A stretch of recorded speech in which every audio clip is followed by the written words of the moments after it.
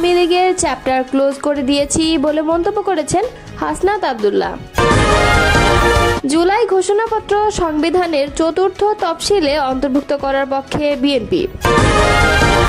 সংস্কারের নামে জনগণকে বিভ্রান্ত না করে দ্রুত নির্বাচনের দাবি রিজভীর। পিআর পদ্ধতি নিয়ে মুখোমুখি অবস্থান উদ্বেগজনক মন্তব্য করেছেন মামুনুল হক। সেপটিক ট্যাঙ্ক থেকে মিলল ফায়ার সার্ভিসের গাভী। এতক্ষণ শুনছিলেন সংবাদ শিরোনাম, এবারে বিস্তারিত। যশোরের বাঘারপাড়ায় জাতীয় নাগরিক পার্টির সংক্ষিপ্ত পথসভা অনুষ্ঠিত হয়েছে। বৃহস্পতিবার রাত 8টার দিকে এনসিপি নেতৃবৃন্দ বাঘারপাড়া উপজেলা সদরে পৌঁছান। উপজেলার চৌরাস্তা মোড়ে এই পথসভা অনুষ্ঠিত হয়। গাড়ি বহরে বেশ কয়েকজন কেন্দ্রীয় নেতা উপস্থিত ছিলেন, কিন্তু মঞ্চে উঠে কেন্দ্রীয় নেতৃবৃন্দের পক্ষে সংক্ষিপ্ত বক্তব্য দেন সংগঠনটির কেন্দ্রীয় যুগ্ম মহাসচিব হাসনাত আব্দুল্লাহ। তিনি বলেন, আমরা আওয়ামী লীগের চ্যাপ্টার ক্লোজ করে দিয়েছি। আওয়ামী লীগ যশোর সহ সারা দেশে নির্যাতন নিপীড়ন চালিয়েছে। সংক্ষিপ্ত এই অনুষ্ঠানে এনসিপির কেন্দ্রীয় নেতারা শুক্রবার যশোরের সভায় সবাইকে উপস্থিত থাকার আমন্ত্রণ জানিয়ে অনুষ্ঠানের সমাপ্তি ঘোষণা করেন। 5 মিনিট অবস্থান শেষে গাড়িবহর সহ যশোর শহরের উদ্দেশ্যে রওনা হন এনসিপি নেতৃবৃন্দ।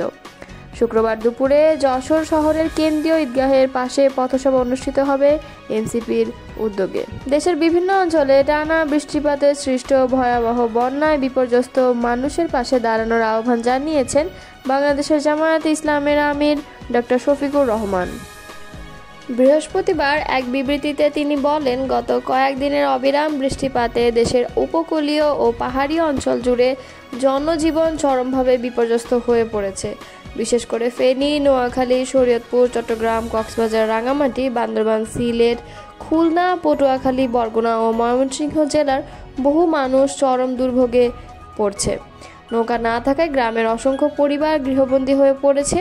শিশু, নারী, বৃদ্ধ সহ সব বয়সের মানুষ পানিতে হাবুডুবু খাচ্ছে।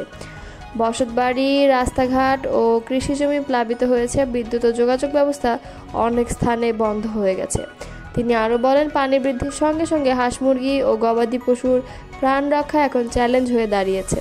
বিএনপি জাতীয় ঐক্যমত্য প্রতিষ্ঠিত হলে 2024 সালে জুলাই মাসের গণ অভ্যুত্থান তথা জুলাই ঘোষণাপত্রকে সংবিধানের চতুর্থ তফসিলে অন্তর্ভুক্ত করার ইঙ্গিত দিয়েছে বিএনপি। বৃহস্পতিবার জাতীয় ঐক্যমত্য কমিশন ও রাজনৈতিক দলগুলোর মধ্যে অনুষ্ঠিত দিনব্যাপী সংলাপ শেষে এই তথ্য জানান বিএনপি স্থায়ী কমিটির সদস্য সালাউদ্দিন আহমেদ। তিনি বলেন, আমরা জুলাইয়ের গণ অভ্যুত্থানের তাৎপর্য স্বীকার করি এবং এটিকে জাতীয় ইতিহাসে তার যথার্থ স্থান দেওয়ার পক্ষে প্রতিশ্রুতিবদ্ধ। প্রশ্ন হলো, কিভাবে তা উপযুক্ত সাংবিধানিক প্রক্রিয়ার মাধ্যমে করা যায়। এ সময় তিনি উল্লেখ করেন, 1971 সালের অস্থায়ী সরকার ঘোষণার মতো উদাহরণ অনুসরণ করে এই স্বীকৃতি সংবিধানের চতুর্থ তফসিলে অন্তর্ভুক্ত করা যেতে পারে। সালাউদ্দিন আহমেদ বলেন, বিএনপি এরই মধ্যে সরকারের কাছে তাদের জুলাই ঘোষণার খসড়া জমা দিয়েছিল, তবে দীর্ঘদিন কোনো সাড়া মেলেনি। সম্প্রতি সরকার পক্ষের উপদেষ্টাদের কাছে বিএনপির প্রস্তাবের কিছু অংশ অন্তর্ভুক্ত করে একটি সংশোধিত খসড়া পাঠানো হয়েছে। এর জবাবে বিএনপিও তাদের হালনাগাদ অবস্থান তুলে ধরেছে। তত্ত্বাবধায়ক সরকারের বিষয়ে বিএনপি বিচার বিভাগকে এই ব্যবস্থার বাইরে রাখার পক্ষে। দলটি এমন 2-3টি বিকল্প ফর্মুলা নিয়ে ভাবছে, যেখানে বিচারপতিদের কেবল শেষ বিকল্প হিসেবে বিবেচনা করা হবে। এসব প্রস্তাব এখনও দলের অভ্যন্তরীণ পর্যালোচনায় রয়েছে এবং আগামী বৈঠকে তা উপস্থিত করা হতে পারে। প্রধান বিচারপতি নিয়োগের বিষয়ে সালাউদ্দিন বলেন, রাষ্ট্রপতির ক্ষমতা সীমিত করে আপিল বিভাগের জ্যেষ্ঠ 2 বিচারপতির মধ্য থেকে কাউকে প্রধান বিচারপতি নিয়োগ দেওয়ার প্রস্তাবে প্রায় ঐকমত্য হয়েছে, যদি না সংশ্লিষ্ট বিচারপতির বিরুদ্ধে 96 অনুচ্ছেদ অনুযায়ী তদন্ত চলমান থাকে। বিএনপি এই প্রস্তাবকে সমর্থন করছে কারণ এটি নির্বিচারে নিয়োগের ঝুঁকিকে কমাবে। জরুরি অবস্থা সংক্রান্ত বিধান নিয়ে তিনি বলেন, 141 খ এবং 141 গ অনুচ্ছেদ সংস্কারের ব্যাপারে রাজনৈতিক দলগুলোর মধ্যে ব্যাপক ঐকমত্য হয়েছে যেন এই ক্ষমতা রাজনৈতিক উদ্দেশ্যে ব্যবহার করা না যায়।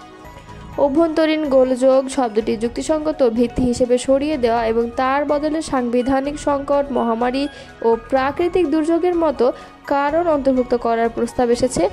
আরও একটি প্রস্তাব হলো প্রধানমন্ত্রী এককভাবে নয় বরং পূর্ণ মন্ত্রিসভার অনুমোদনের মাধ্যমে জরুরি অবস্থা জারির বিধান নিশ্চিত করা।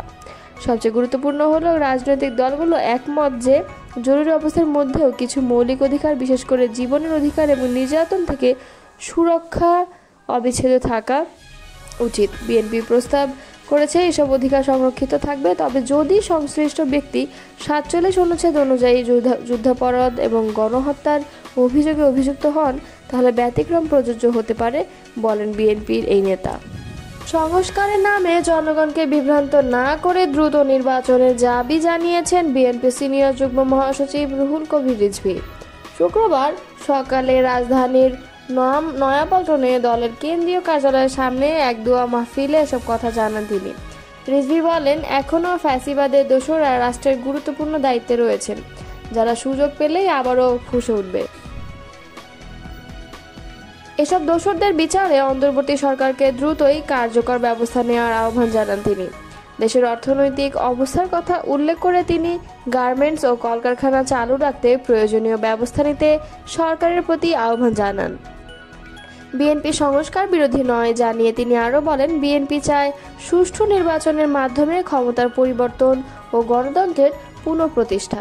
বাংলাদেশ খেলাফত মজলিসের আমির মামুনুল হক বলেছেন, পিআর পদ্ধতি নিয়ে বড় দুই রাজনৈতিক দলের মুখোমুখি অবস্থান উদ্বেগজনক। সব শক্তির মধ্যে যে ঐক্য, সেটা বিনষ্ট হোক আমরা চাই না।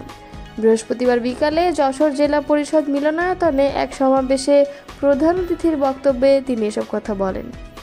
শাপলা চত্বরে গণহত্যা, পিলখানা হত্যাকাণ্ড, বৈষম্য বিরোধী আন্দোলনে গণহত্যার বিচার দাবিতে এ সমাবেশ হয়। যশোর জেলা শাখা এ সমাবেশের আয়োজন করে। এ সময় মামুনুল হক বলেন, রাজনৈতিক প্রতিযোগিতা থাকতে পারে, তবে তা যেন পরস্পরের বিরুদ্ধে বিষোদ্গারে পর্যবসিত না হয়, কারণ এ ধরনের বিদ্বেষপূর্ণ রাজনীতি ফ্যাসিবাদের পুনরাবির্ভাবের সুযোগ সৃষ্টি করে। তিনি উভয় পক্ষকে ছাড় দিয়ে মাঝামাঝি পন্থা অবলম্বনের পরামর্শ দেন। তিনি বলেন, দেশের চলমান নির্বাচন ব্যবস্থায় ভয়ানক ফাঁক রয়েছে।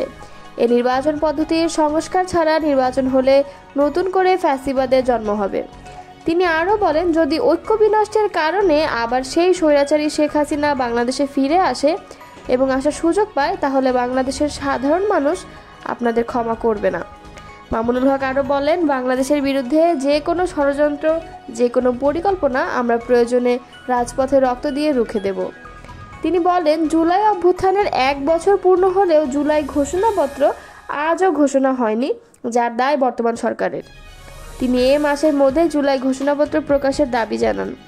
বাংলাদেশ খেলাফত মজলিসের যশোর জেলা সভাপতি আব্দুল মান্নানের সভাপতিত্বে সমাবেশে যুগ্ম মহাসচিব আতাউল্লাহ আমিন, সাংগঠনিক সম্পাদক নিয়ামতুল্লাহ এবং প্রশিক্ষণ সম্পাদক জহিরুল ইসলাম প্রমুখ বক্তব্য দেন।